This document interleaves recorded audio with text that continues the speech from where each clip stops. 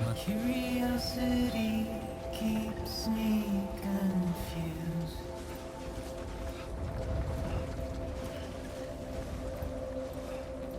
But still I stand here on my own, with nothing left to lose.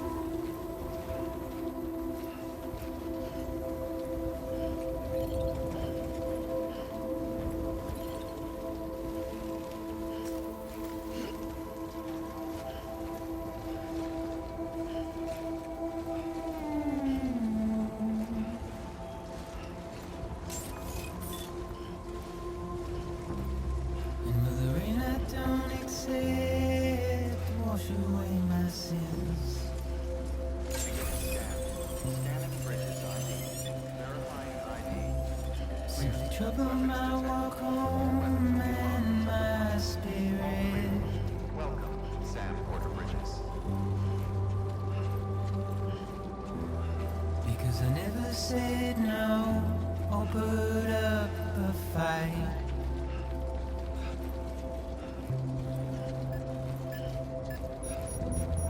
And I'm emotionally impaired.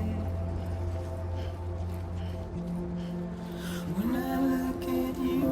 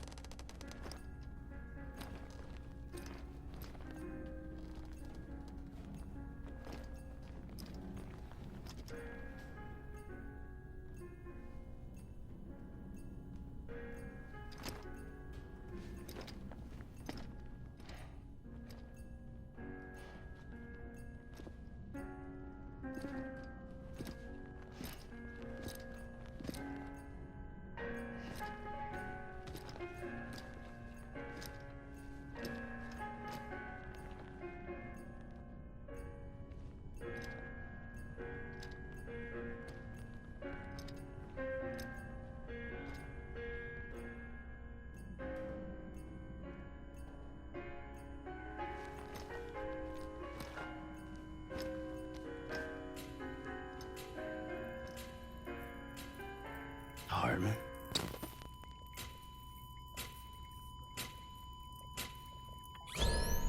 Administering shock.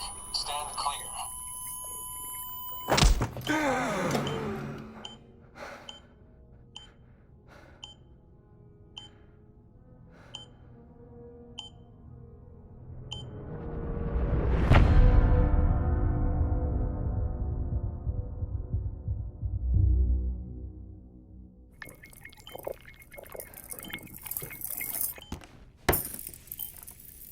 Well, you certainly caught me with my pants down. Glad you could make it, Sam. I'm sorry. I didn't mean to alarm you, but I am what I am. Ah, please, lay her down there.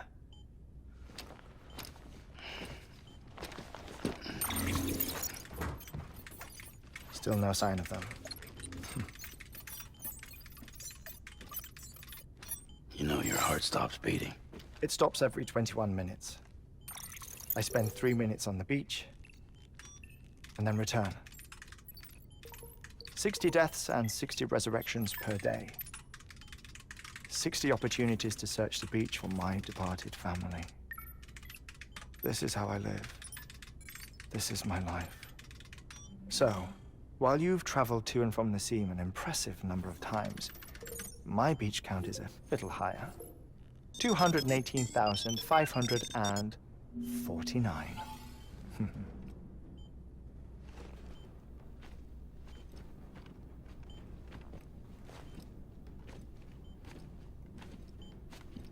I see myself in that crater. My wife and my child. It's like looking at the shape of my heart. The doctors called it myocardial cordiformia. Mine is an especially unusual case.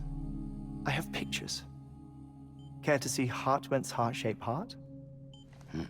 No, you really should. It doesn't run in the family. You know, I never came to terms with their loss. In the days that followed, I became obsessed with an idea that the beach is real and they are on it. I would induce cardiac arrest, 3 minutes at a time, and search for them, day after day after day. Also, you could say goodbye. Quite the opposite. It is said that everyone's beach is different. So what if everyone's afterlife is different too? I find the thought terrifying, spending eternity alone, which is why I decided to find my family and make sure to move on with them. You mean die with them? If death would see us reunited, then yes. But the repeated cardiac arrests took their toll on my heart. The muscle gradually deformed. And after a while, they started calling me the beach scientist. Hartmann. I'm glad we could have this conversation. Oh.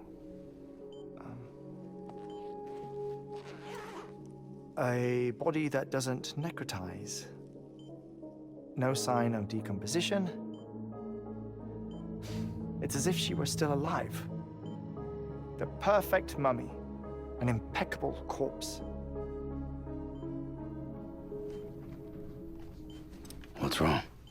Where's the other thing you were supposed to bring? Ah, found it.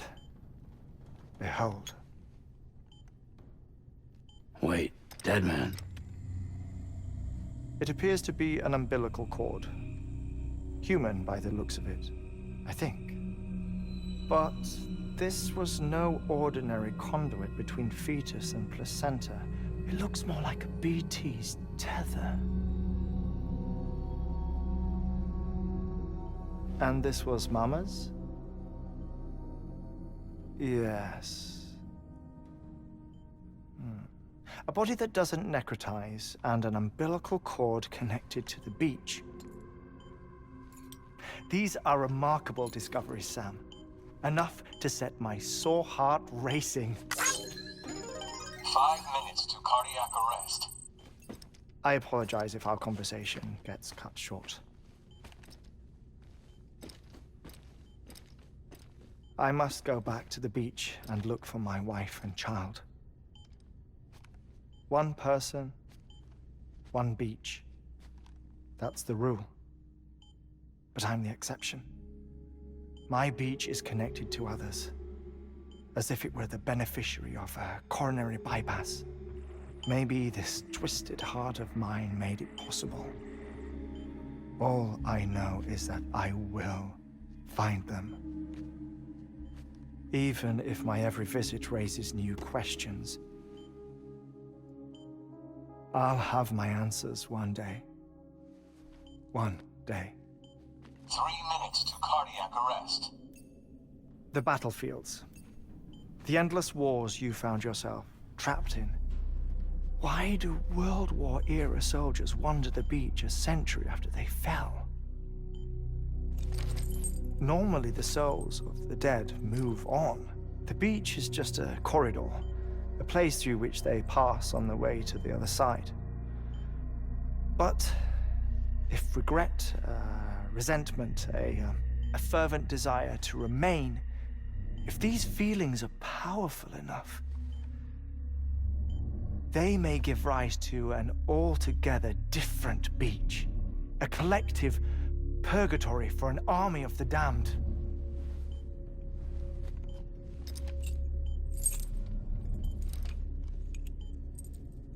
Clifford Unger. His misery and hatred, combined with your BB acting as some sort of catalyst, have brought these battlefields to our world. 2 minutes to cardiac arrest. proceed to a safe location. It's just a theory. You think Higgs is pulling the strings? Pulling all their strings? Ensure you are in a stable position. I don't know. But evidence does suggest that Higgs brought them here.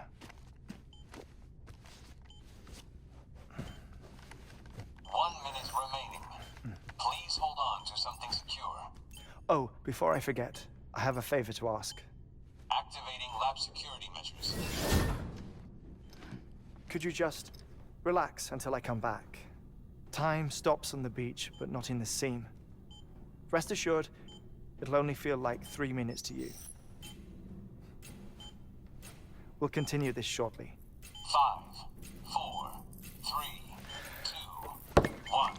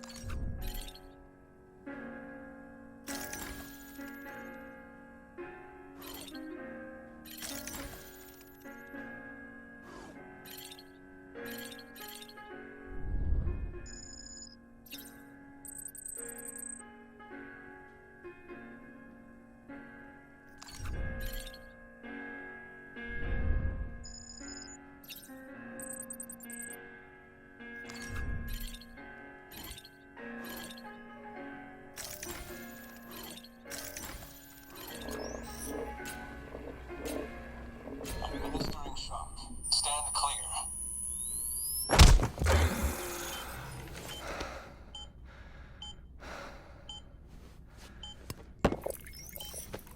No luck. Visit 218,550. Oh, sorry. Where were we? I may be used to the 21-minute cycle, but for a first-time face-to-face meeting, there's just too much to cover in one go-around. Can't be easy living like this. Yes. And no. Now that I'm acclimated to it, it isn't especially, onerous. Defecation, ablution, nutrition. Most of life's basic functions fit rather easily into a 21-minute time slot. Sleep is the tricky one. And intercourse, I suppose. Verbal or physical. Not that someone in my position has to worry much about either. Do you read, Sam? Listen to music? Watch films? You know, I keep busy. I have a collection of music, television shows, some very interesting short films, and stories. Everything consumable within a 21-minute window. All from before the Death Stranding, of course. But honestly, the 21 minutes I spend here, all downtime, nothing more. Time spent waiting to go back to the search. My body may be present, but my soul is on the beach. I'm already dead. I know that feeling. Lost my family in an accident. Well, I never expected you to open up to me.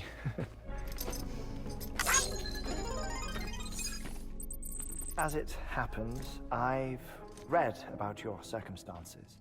I lost my family in an accident, too.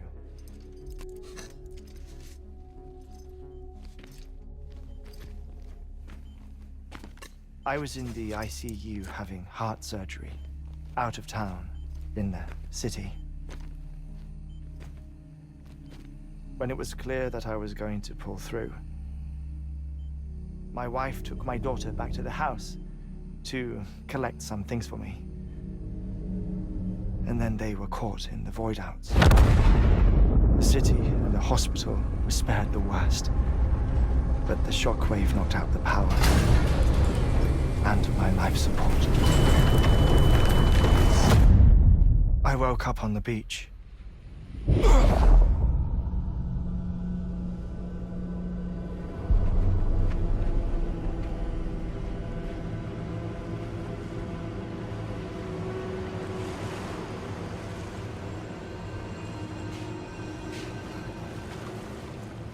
The people who died in the two void-outs were there.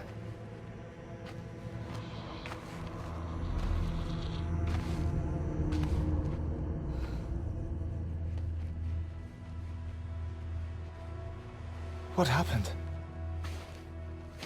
What's going on?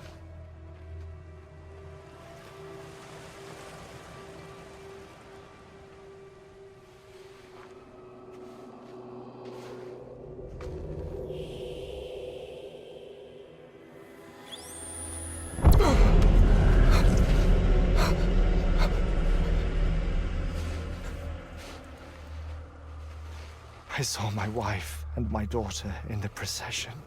Hey! It's me!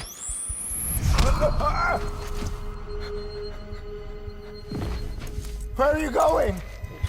Wait! Don't leave without me! No! Don't go! Please, don't go!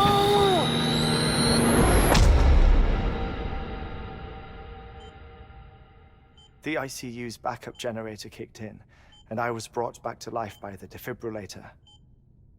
Exactly 21 minutes after my heart had stopped. And that was the last time I saw my family. It's my damned heart's fault that we were torn apart, but it's also the reason I'll see them again someday. It defines me. I am Hartman.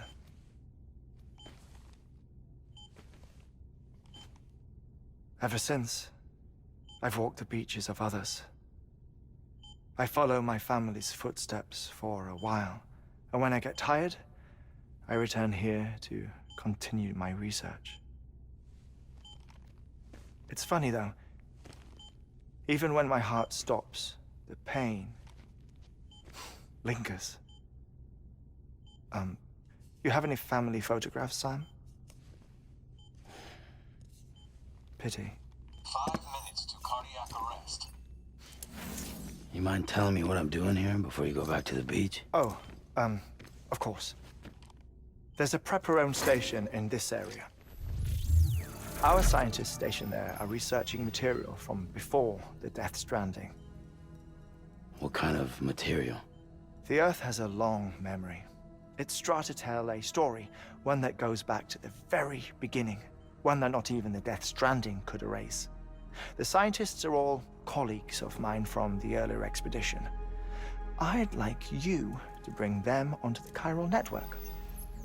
Amelie proposed we establish our research posts along this belt. Despite a worldwide search, this is the only area known to contain fossils from the late Cretaceous period, when the dinosaurs died out. The assumption being that the last ones lived here, and here alone. You see, hiding in the Earth, then, are memories of a major mass extinction. Clues that could tell us how to survive our predicament. Certainly, that was Amelie's hope as part of the advanced team when she assigned our backup team here. The past informs the present and aids us in building the future. She was careful to impress that upon us before she went west. 3 minutes to cardiac arrest. Shut up. I'm putting you on mute. Sometime later, we began to observe unusual activity in the tar belts outside Edgenot City. Vast quantities of tar began surfacing, spreading, consuming many of my colleagues, as well as a chiral way station. The whole incident defied explanation. You think Higgs is to blame? I don't know, but we needed that way station. It was essential to expanding the chiral network westward. That's why I'm asking you for your help in building a new one. It won't be much given the handful of equipment we've managed to scrape together. Nothing like the knot cities, that's for sure. But a knot is still a knot. Sam, I want you to use the Cupid to put the scientists on the network, then go to Amelie. Afterwards, we can get back to the important job of researching the deaths.